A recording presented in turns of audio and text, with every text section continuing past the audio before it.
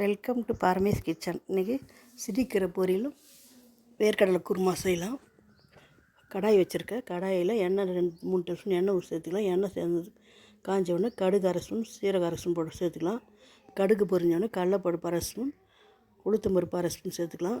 பருப்பு கொஞ்சம் நம்ம வேணும்னா நிறைய சேர்த்துக்கலாம். நான் கொஞ்சமாக சேர்த்துருக்கேன். கடுகெல்லாம் பொரிஞ்சோடனே கடலைப்பருப்பு உளுத்தம் பருப்பு சேர்ந்தோடனே வெங்காயம் ஒரு 3 வெங்காயம் கட் பண்ணி சேர்த்துருக்கேன். கீரை சிரிக்கீரை ஒரு கட்டுன்னு வாங்கி க்ளீன் பண்ணிட்டு அலசி சின்ன பொடிசை கட் பண்ணி அலசி வச்சுருக்கேன். தண்ணி இல்லாமல். தண்ணி சேர்த்தோம்னா கொஞ்சம் மொத்தையாக வரும். தண்ணி இல்லாமல் சேர்த்தோம்னா அந்த இதுலேயே வந்துடும். தண்ணி சேர்க்காம கீரையில் தண்ணி வேக அதில் தண்ணி வரும். வெங்காயம் வதங்கினோடனே ஒரு 3 காஞ்ச மிளகா கறிவேப்பிலை கொஞ்சம் சேர்த்துக்கிறேன். வெங்காயம்லாம் வதங்கினே பூண்டு சேர்த்துருக்கேன். வெங்காயம்லாம் வதங்கினோடனே சிரிக்கீரை சேர்த்துக்கலாங்க. இது துவரம் பருப்பு வேக வச்சு வச்சுருக்கேன். துவரம் பருப்பும் தேங்காயும் போட்டு தான் நான் பொரியல் பண்ண போகிறேன். சிரிக்கிற பொரியல். கீரை சேர்த்துட்டு கொஞ்சம் நேரம் மூடணும்னா நல்லா வதங்கிடும். அப்புறம் அதுக்கு கீரை வதங்கணும்னு கொஞ்சம் கம்மியாகும். நம்ம சேர்க்குறப்ப நிறைய இருக்கும், கொஞ்சம் வதங்கணும் கம்மியாகும். அது வதங்கின பிறகு எவ்வளோ இருக்கோ அதுக்கேற்ற மாதிரி சால்ட்டு சேர்த்துக்கலாம். முன்னாடியே சேர்த்தோம்னா இந்த சால்ட்டு ஜாஸ்தி ஆகிடும். இப்போ வதங்கினவருக்கு இது தேவையான அளவு சால்ட்டு சேர்த்துக்கலாம்.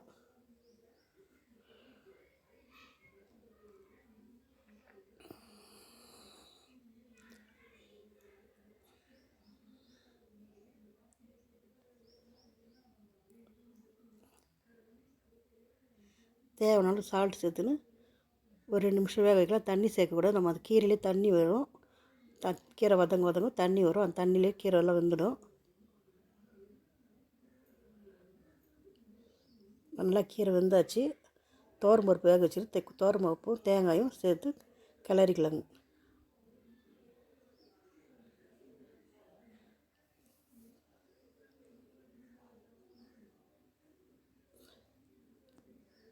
துவரம் பருப்பு வேக வச்சு சேர்த்து பாருங்கள். பொரியலுக்கு ரொம்ப டேஸ்ட்டாக இருக்கும், ரொம்ப சுவையாக இருக்கும், நல்லாயிருக்கும். நீங்களும் எப்படி செய்து பார்த்து சொல்லுங்கள். ஒரு தேங்காய் மட்டும் சேர்ப்பாங்க. நாங்கள் துவரம் பருப்பு சேர்ப்போம் கூட, நல்லாயிருக்கும். நல்லா கிளறிட்டு எடுத்துக்கலாங்க. சிரிக்கிற பொரியல் ரெடி ஆகிடுச்சு. அடுத்தது குருமா எப்படி இதுன்னு பார்க்கலாம் வாங்க. வெங்காயம் போட்டுக்கலாம். பட்டை லவங்கம் சோம்பெல்லாம் பொரிஞ்சவொடனே வெங்காயம் போட்டுக்கலாம்.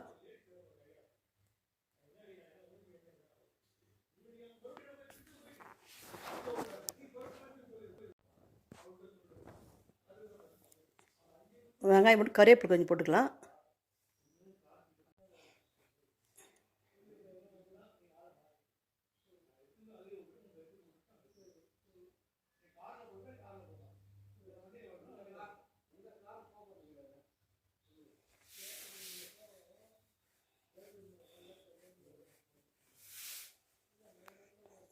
இஞ்சி பூண்டு பேஸ்ட்டு 1 ஸ்பூன் போட்டுக்கலாம்.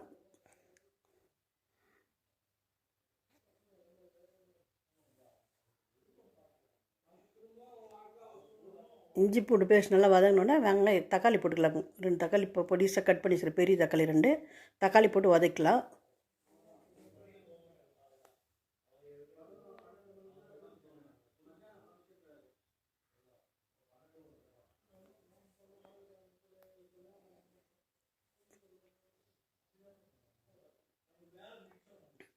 வெங்காயம் தக்காளி நல்லா வதங்கினோன்னே வேர்க்கடலை போட்டுக்கலாம்.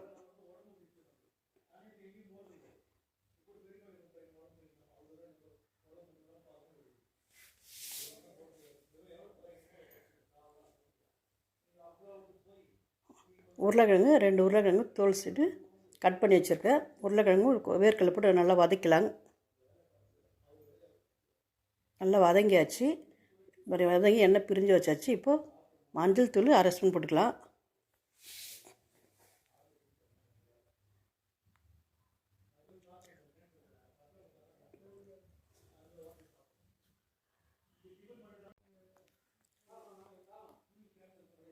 மிளகாய்த்தூள் 2 ஸ்பூன் போட்டுக்கலாம்.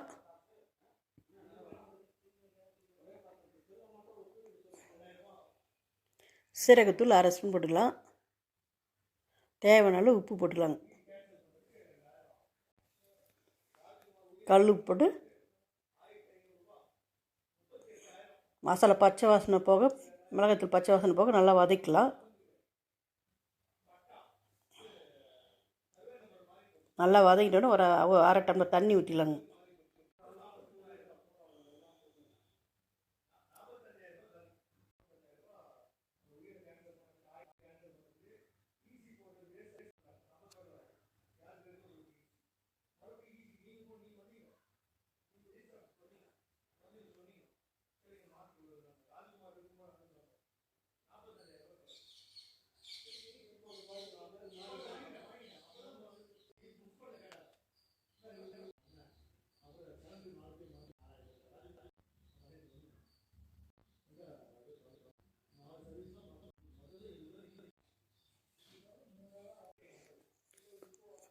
நல்லா மிக்ஸ் பண்ணிவிட்டு ஒரு குக்கர் மூடி போட்டு 2 விசில் விட்டுக்கலாங்க.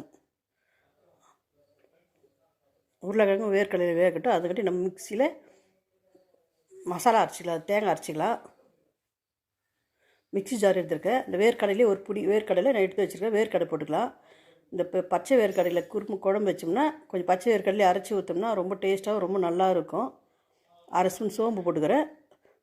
தேங்காய் ஒரு 2 பீஸ் கூட போட்டு அரைச்சி எடுத்துக்கிறேங்க. 2 சவுண்டு வந்தோடனே குக்கர் திறந்துட்டு மூடி திறந்துட்டோம். வேர்க்கடலையில் உருளைக்கிழங்கு நல்லா வெந்தாச்சு.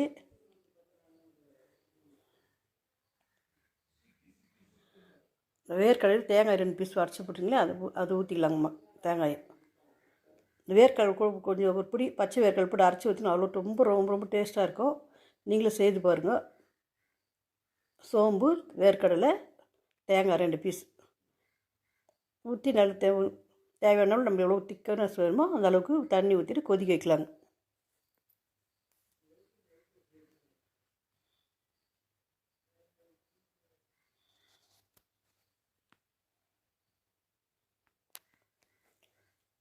காரம் உப்பெல்லாம் கரெக்டாக இருக்குதுன்னு பார்க்கலாம். கொஞ்சம் உப்பு கம்மியாக இருக்குன்னு உப்பு கொஞ்சம் போட்டிருக்கேன். இப்போ நல்லா கொதித்து எண்ணெய் பிரிஞ்சு நல்லா வருது.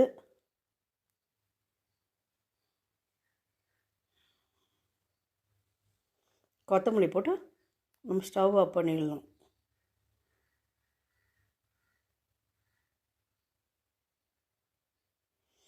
இந்த சாதத்துக்கு, தோசை, சப்பாத்தி எல்லாத்துக்குமே நல்லாயிருக்கும். நீங்களும் செய்து பாருங்கள். இந்த வீடியோ பிடிச்சிருந்தால் லைக் பண்ணுங்கள், ஷேர் பண்ணுங்கள், கமெண்ட் பண்ணுங்கள், சப்ஸ்கிரைப் பண்ணுங்கள்.